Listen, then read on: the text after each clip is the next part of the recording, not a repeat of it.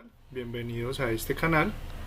El canal básicamente pues ya se ha encargado de ejecutar lo que sería tareas de preparación para las universidades y pues en este momento nos vamos a enfocar en el examen del SENA. Es un examen que digamos que no se aborda mucho o no hay muchas instituciones digamos de preparación o que den pues digamos que algún aviso sobre cómo es la prueba. Entonces aquí vamos a resolver algunas pruebas y vamos a dar algunos tips para que ustedes pues digamos que tengan más posibilidad de pasar. Entonces empecemos. Básicamente tiene dos partes. La primera parte o el primer componente tiene que ver más como con lo comportamental. Más o menos es una prueba psicotécnica en la que le presentan casos y usted tiene que decir, en la primera parte es entre 1 y 5, siendo 1 lo que más le gusta y 5 lo que definitivamente no haría, darle valores a esas situaciones. Entonces empecemos para que miremos. Ahora, la aclaración inicial es, antes de resolver este examen, ¿cierto? Y antes de hacer su prueba, usted ya tiene definido qué va a estudiar, a qué programa se presentó. Entonces lo más importante es leer. ¿Qué va a leer? Lo primero es leer el perfil. Esta prueba que yo tengo aquí es para tecnología en gestión del talento humano. Entonces, ¿qué hago yo? Voy y busco el perfil, ¿cierto? Es decir, ¿para qué es eso? ¿Qué se va a hacer cuando salga? ¿Qué capacidades necesito? ¿O qué habilidades necesito? Y adicionalmente, ¿qué habilidades, destrezas y conocimientos voy a adquirir? ¿Cierto? Toda esa información es importante conocerla antes de empezar a estudiar cualquier programa. Entonces nos vamos a Google. Aquí ya lo tengo abierto. ¿Cómo pongo? Pues simplemente pongo gestión del talento humano, ¿cierto? Del SENA. Y aquí en la justificación entonces, aquí pueden ver toda la información.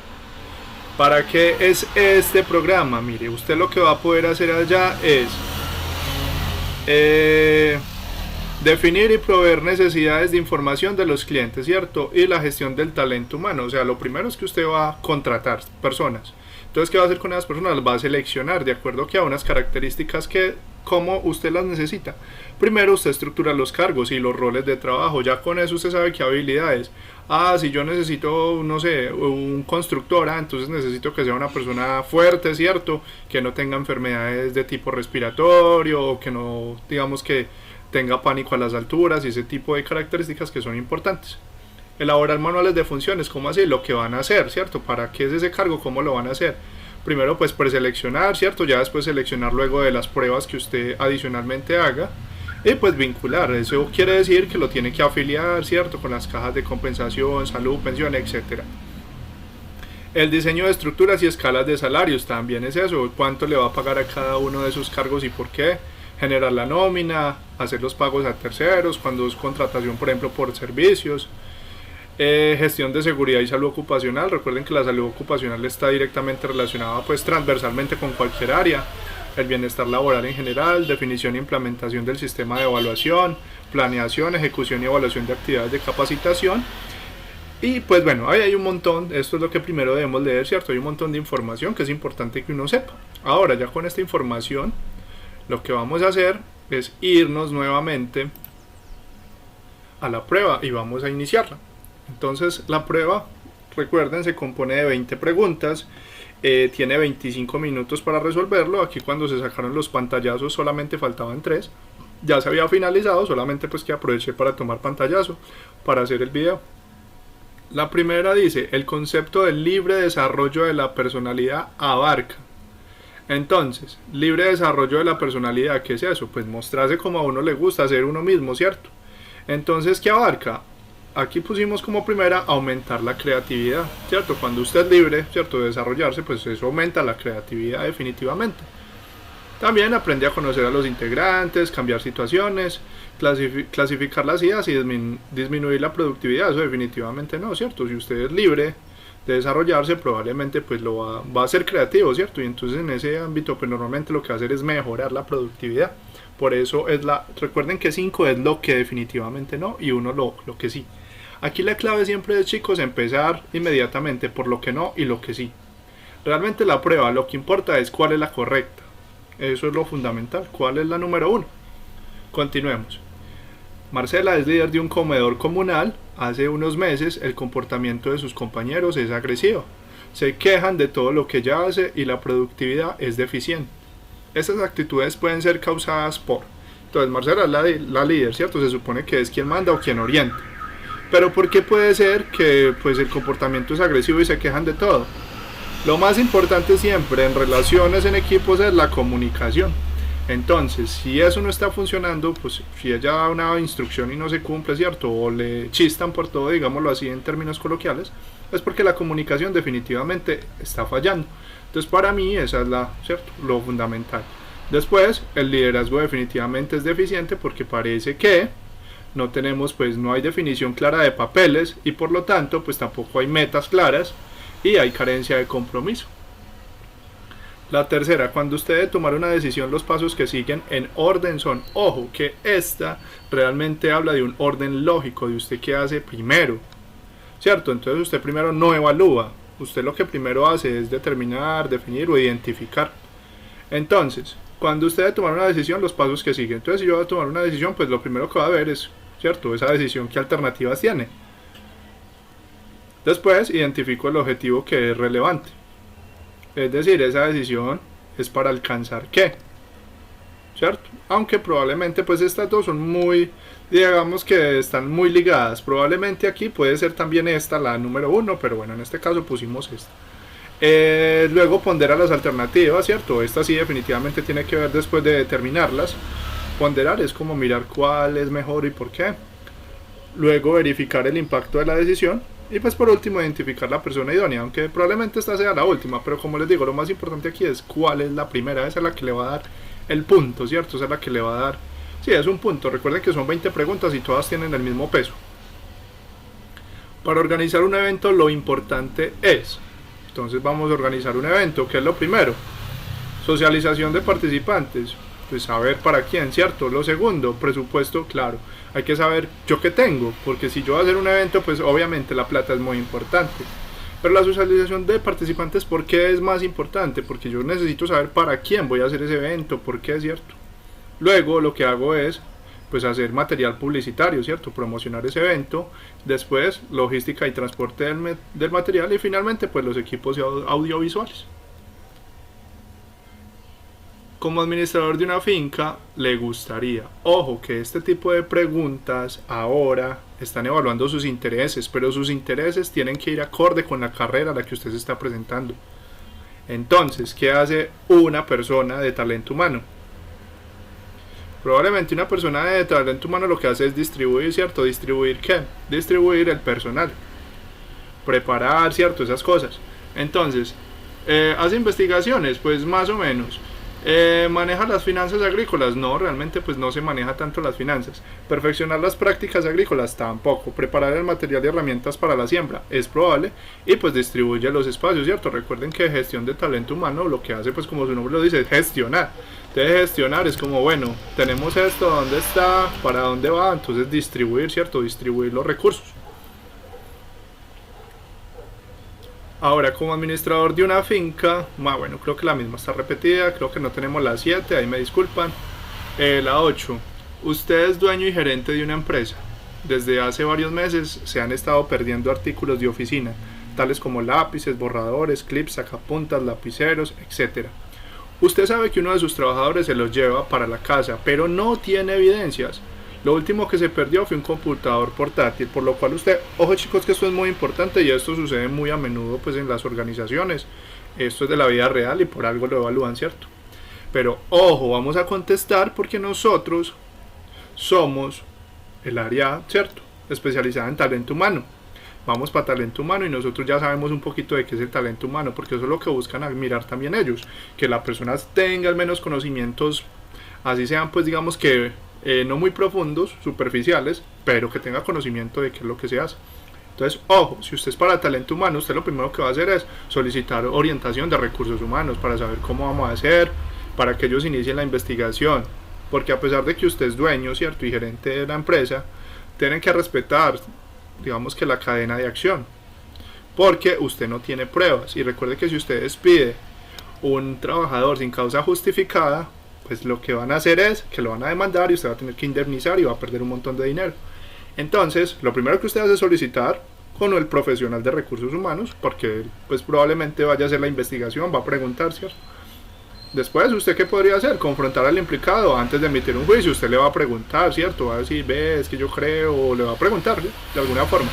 Luego envía un comunicado a la persona de la sospecha, pues probablemente. Y cuando cuenta lo que sabe a sus compañeros, eso realmente no es muy recomendable, y pues ignorar la situación mucho menos.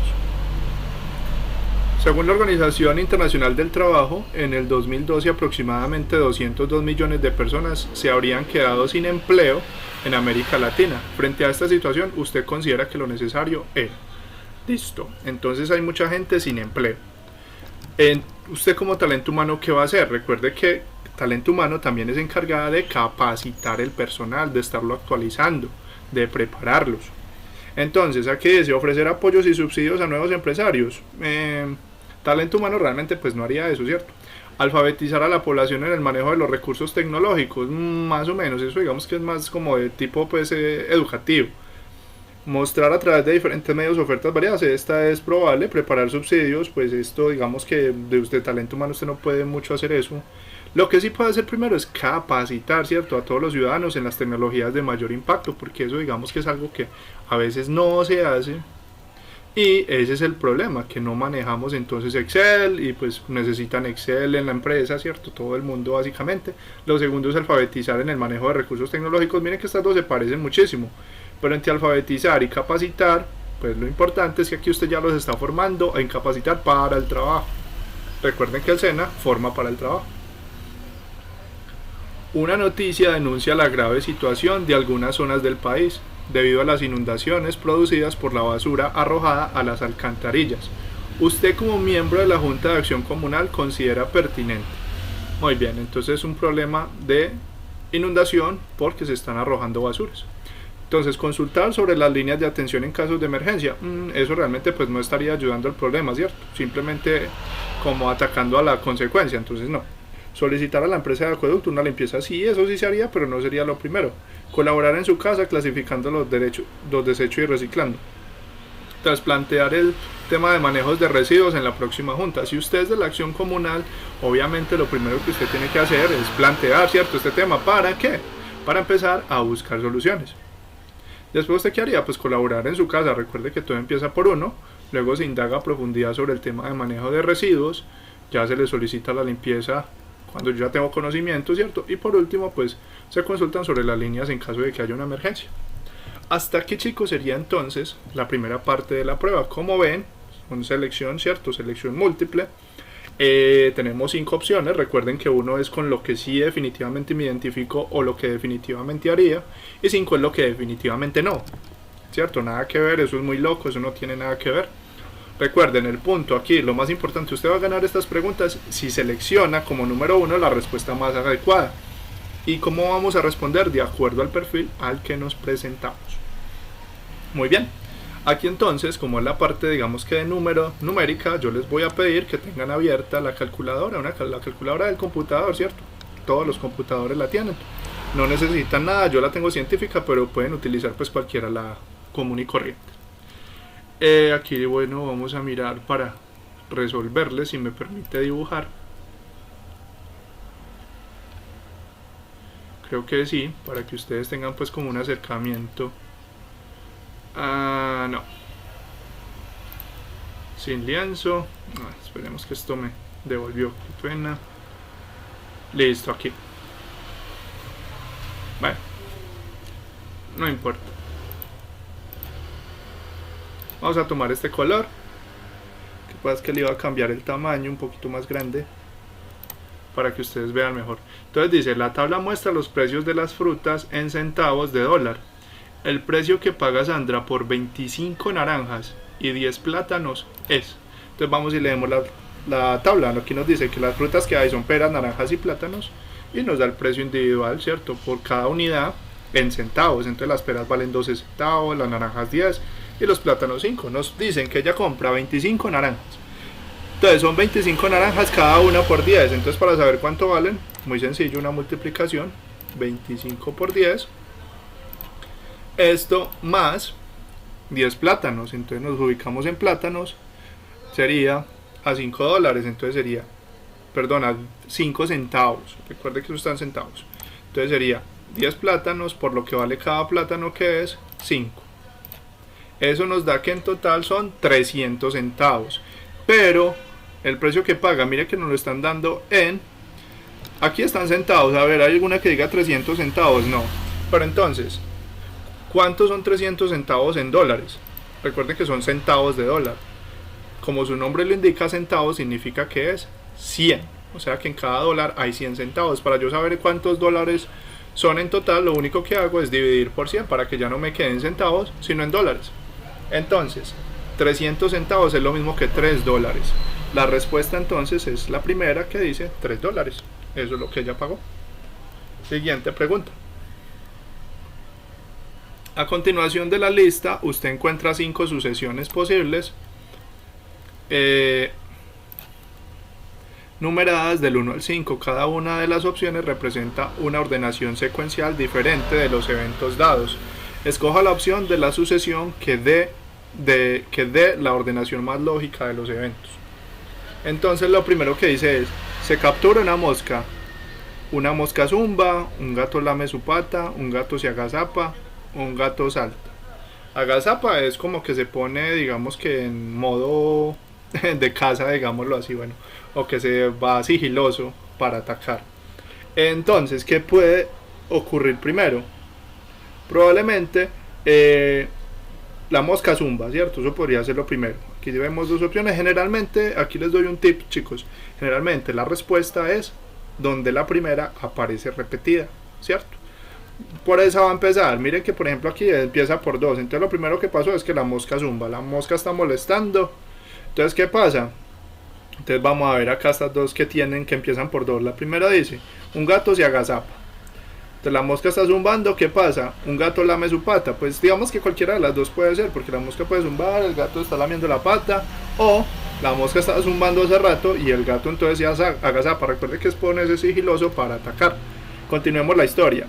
Según esta, ¿qué pasaría? El gato se lame y luego se agazapa. Luego dice: el gato salta y finalmente captura la mosca. Esa más o menos tiene sentido, pero le damos la última. Una mosca zumba, un gato se agazapa, un gato salta, ¿cierto? Después de agazaparse, pues va a saltar. Miremos que en las dos es 4 o 5, ¿cierto? Luego de que salta, ¿qué va a hacer? Pues capturó la mosca. Y luego de capturar la mosca, ¿qué hace? Pues se lame la pata, ¿cierto? Eso me parece que esta es mucho más creíble. De todas maneras, aquí pues se trata un poco de comprensión lectora y también de ordenar los hechos, ¿cierto? Aquí pues básicamente es leer bien y como que pasa primero. Esta es de lo mismo. Vamos a ver, hay que escoger un orden que le dé lógica, ¿cierto?, a lo que está pasando. Entonces, miremos que acá ya no nos da lo mismo que ahorita. Vea que todas empiezan por uno diferente. Entonces aquí esta es más fácil, porque yo simplemente tengo que encontrar qué es lo que pasa primero. Entonces el circulante de plata pasó de moda. El circulante de plata básicamente es como si fueran las monedas de plata, ¿cierto?, que pasaron de moda. Las monedas de oro se amontonan. Las declaraciones en oro son coleccionadas. El oro se considera valioso. Entonces, ¿qué pasa primero? ¿El oro se considera valioso o el oro se considera decorativo? ¿O de estas? ¿Cuáles? Pues veamos esta. El oro se considera decorativo. Luego, el oro se considera valioso. Luego, las declaraciones en oro son coleccionadas. Y finalmente, el circulante de plata pasa de moda. Lo que podemos observar, chicos, es que la respuesta va a ser la que tenga el 1 de último. ¿Por qué? Porque lo último es que como el oro, aquí lo que están contando es como la historia de cómo el oro llegó a posicionarse. Recuerden que primero fue la plata y después el oro. Entonces, sería una de estas dos. Las declaraciones de oro son coleccionadas. Bueno, el oro se considera valioso. No, usted que colecciona primero, ¿cierto? Lo valioso. Entonces no sucede al contrario. Entonces primero lo que va a hacer usted es que el oro se considera decorativo, luego se considera valioso y así. Por eso la opción más viable sería esta. Una de las siguientes series de palabras está ordenada alfabéticamente. Listo, muy bien. Aquí lo que pueden tener es como escribir el abecedario, bueno, o meterse a Google inmediatamente y buscar abecedario, para que no tengan pues ahí como pérdida de tiempo. Porque hay mucha gente que se enreda, no se sabe bien el abecedario, entonces bueno. Eso es importante, chicos, que tengan también por ahí el abecedario, porque yo sé que a alguno le olvida. A mí también me pasa, y recuerden que hay algunas palabras, bueno, algunas letras que no se utilizan. Por ejemplo, el doble L, eso no se utiliza, simplemente la L. Y así.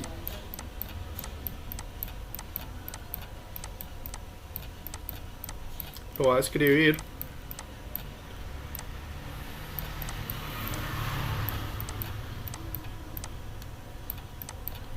Esto lo pueden adelantar, ¿cierto? No hay problema.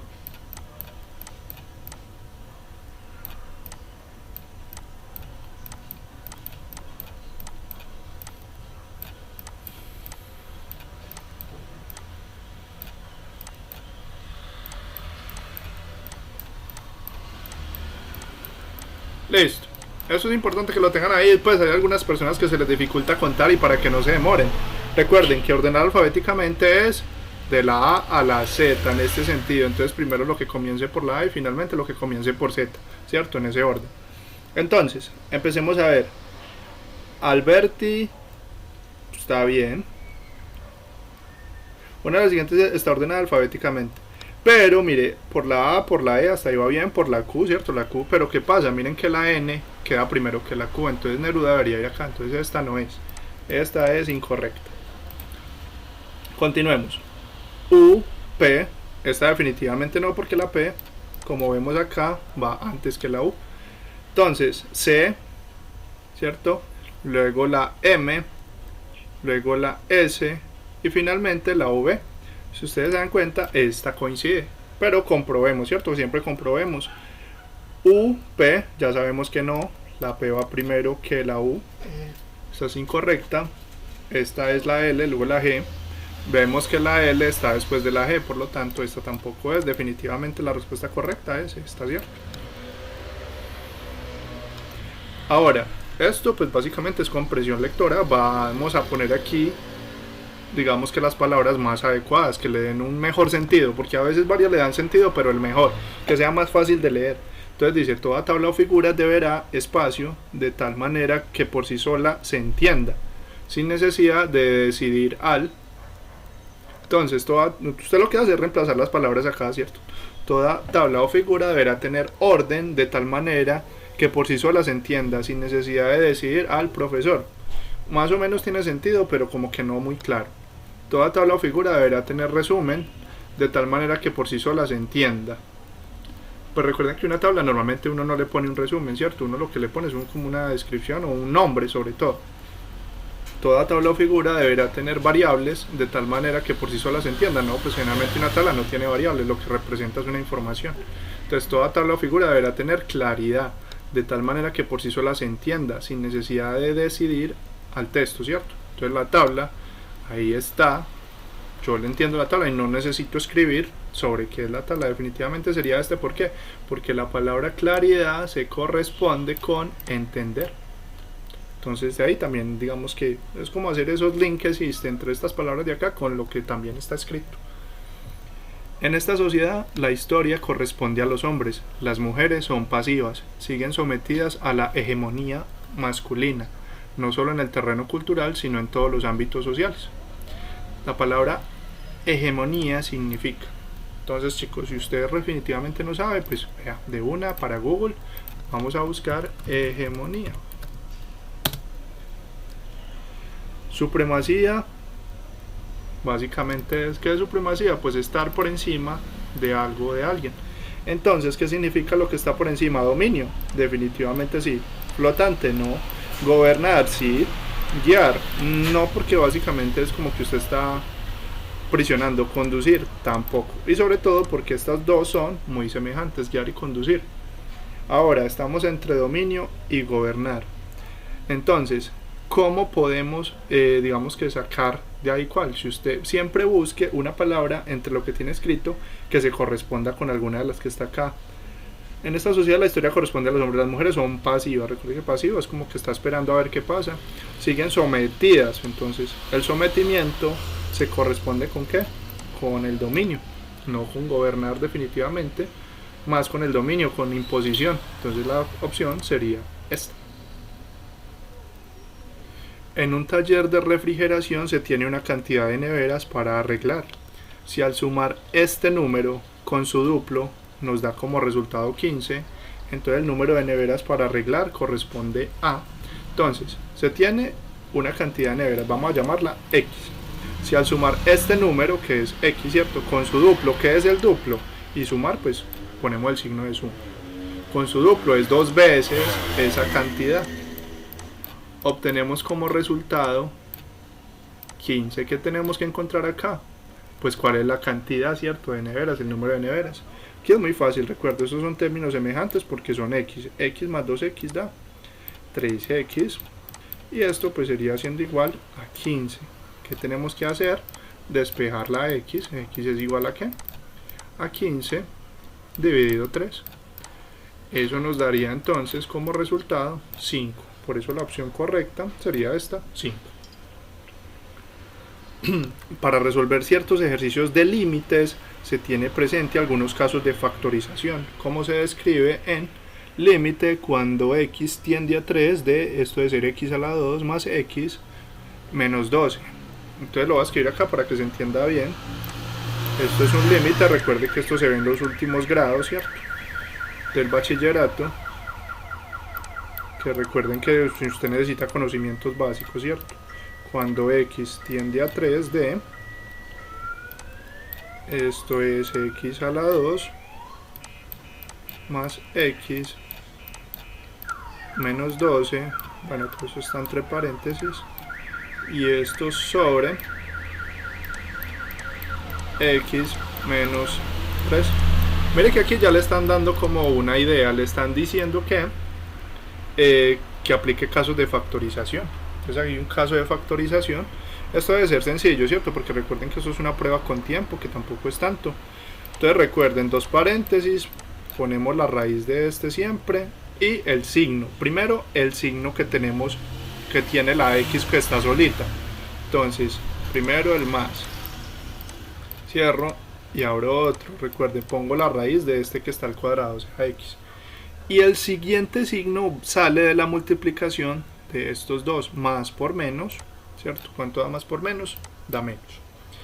Y ponemos, entonces, yo lo voy a repetir acá para que quede en la pantalla, sería x más, y este es x menos.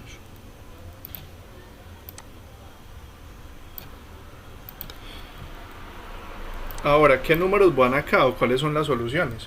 Entonces, chicos, lo que vamos a hacer es buscar dos números que multiplicados me den menos 12 y que al sumarlos me dé 1. El coeficiente que debería ir acá, recuerden que cuando no se ve es porque es un 1. Dos números que multiplicados den 12, pues tengo 6 por 2 y tengo 4 por 3. Entonces, a ver con cuál me da 6 por 2, 12. Pero, si yo lo resto, ¿cierto?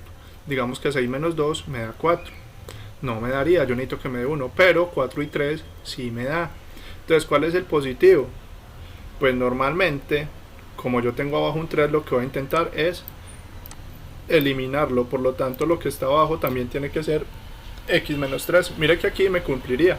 Esto sería 4 por 3 me da menos 12 y más 4 menos 3 me da 1. Entonces ahí estaría aplicando el caso de factorización. Este que se llama pues el caso de las ascuas. O bueno, tiene muchos nombres realmente, pero ese es como, digamos que el más común. Entonces, ¿yo qué hago? Voy a reemplazar toda esta expresión por esto. Esto me daría x más 4 aquí por x menos 3, estoy reemplazándolo de arriba, y todo esto sobre este término de abajo, que es x menos 3. Como este término, ¿cierto? No me olvidé cerrar. Este y este son igualitos y uno está multiplicando y este está dividiendo, se eliminan porque pues entre sí es como si no estuvieran haciendo nada, entonces los cancelo. Quiere decir que esto es lo mismo que x más 4, y yo para saber cuánto vale ese límite lo único que tengo que hacer es reemplazar por el valor, porque aquí dice límite cuando x tiende a 3. Entonces cuando x tiende a 3, ¿qué hago? Simplemente reemplazo esa x por 3, me quedaría 3 más 4, que esto ¿cuánto da? Esto da 7. La respuesta a este ejercicio sería esta, 7. Dice, un hexágono regular en uno de sus lados tiene una longitud de 8 centímetros. El perímetro en pies y en notación fraccionaria es... Listo, perfecto. Entonces lo primero que vamos a hacer es hallar el perímetro. Recuerden que el perímetro de una figura no es más que su contorno. Aquí en geometría yo les recomiendo que grafiquen, ¿cierto? Hagan un gráfico así feo como el mío, no importa, lo importante es que usted lo entienda. Eso es un hexágono. ¿Qué es un hexágono? Una figura que tiene lados rectos, a mí no me quedaron rectos, es decir, derechos, pero y que eso, y como es regular, quiere decir que cada uno de estos lados vale lo mismo. ¿Cuánto vale cada lado? Ahí dice que vale 8 centímetros. Y el perímetro, recuerden que es el contorno, el bordecito. ¿Cuánto es en total ese bordecito? Entonces yo miro cuántos lados. 1, 2, 3, 4, 5, 6. Por eso se llama hexágono. Entonces serían 6 lados. ¿Y cuánto vale cada lado? 8. Quiere decir que esto tiene un perímetro de 48 centímetros, pero ojo que me están pidiendo ese perímetro en pies. Entonces lo que yo tengo que hacer es irme rápidamente a Google y poner pasar de centímetros a pies, ¿cierto? Aquí me dice que escriba cuántos centímetros quiero pasar. Ahí me dio que eran 48. 48 equivale a 1.5748. Y yo cómo hago para saber cuánto es esto, ¿cierto? En número, porque me lo están pidiendo, la prueba me lo está pidiendo en fraccionario. Pero ojo, aquí ya puedo hacer un descarte, chicos, rápidamente. Me da 1,57, digámoslo así, pongámoslo así con dos decimales, 1,57.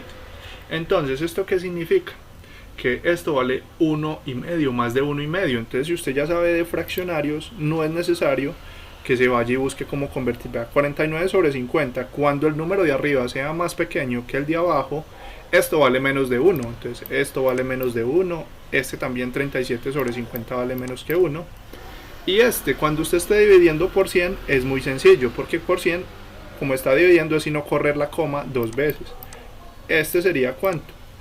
1,23, corrí la coma hacia la izquierda, el número de veces que tengo abajo, el 0, tengo dos veces el 0, entonces lo corro dos veces.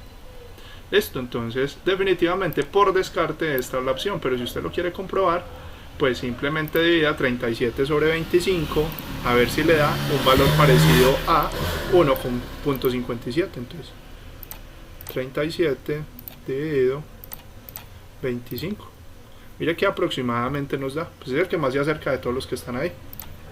Listo. Un cono tiene 20 y 12 centímetros de altura y en el diámetro de la base respectivamente. Entonces nos están diciendo que tiene 20 de altura. Listo, un cono. Entonces lo primero que hacemos es dibujar un cono. Eso es un cono, haga de cuenta pues el mismo que usted va y pide en la heladería, ¿cierto? En los helados. Entonces nos están diciendo que tiene 20 de alto. Entonces esto es lo alto. Y 12 centímetros en el diámetro. Recuerden que el diámetro es lo que está de este lado hasta este lado del círculo. Recuerden que esto acá es un círculo. Esto mide 12. Con estos datos se puede decir que el volumen del cono, entonces para eso, chicos, pues hay que saberse la formulita, yo me la sé, pero si no, pues la busco rápidamente en Google. Entonces pongo volumen del cono y miren los resultados rápidamente, mírenlo acá. Pi radio al cuadrado por altura dividido 3. Entonces la formulita del volumen es pi radio al cuadrado por la altura sobre 3.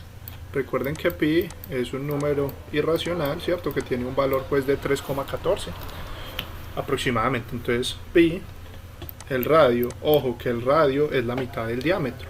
Entonces R es igual al diámetro dividido 2. ¿Cuánto es el diámetro en este caso? 12. 12 dividido 2. Por lo tanto el radio es 6. Esto sería 6 a la 2. Por la altura me la dieron, decía que era 20. Y todo esto dividido 3. Entonces yo rápidamente meto esos datos en la calculadora. Miren que aquí sí es importante pues la científica, porque pues acá voy a tener que utilizar pi y la científica tiene a pi, entonces sería pi por 6 por 6, ¿cierto? 6 al cuadrado es 6 por 6 por 20 y todo eso dividido 3. Ese volumen me da aproximadamente 753.98, que se corresponde con esta respuesta. Y ya con eso finalizaríamos la prueba. Recuerden suscribirse y cualquier dudita me pueden escribir en los comentarios.